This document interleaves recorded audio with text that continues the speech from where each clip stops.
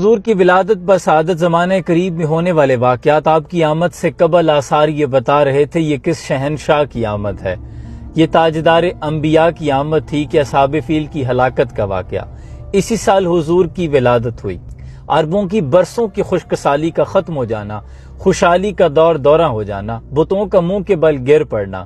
فارس کے مجوسیوں کی 1000 سال سے جلائی ہوئی آگ کا خود بخود بجھ جانا،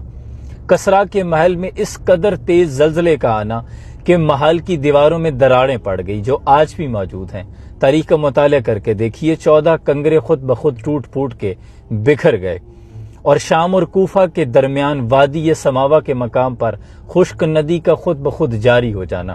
یہ تاریخ کے آثار بتا رہے تھے۔ جس سہانی گھڑی چمکا طیبہ کا چاند، اس دل افروز ساعت پہ لاکھوں سلام، جن کے آنے سے مرجھائی کلیاں کھلی، اس گلے باد منبت پہ لاکھوں سلام، اور جن کے آگے تنی گردنیں جھک گئی، اس خدا داد شوکت پہ لاکھوں سلام۔ جس کو اقبال کہہ رہے ہیں کہ ہو نہ یہ پھول تو کلیوں کا تبسم بھی نہ ہو، چمن دہار میں بلبل کا ترنم بھی نہ ہو،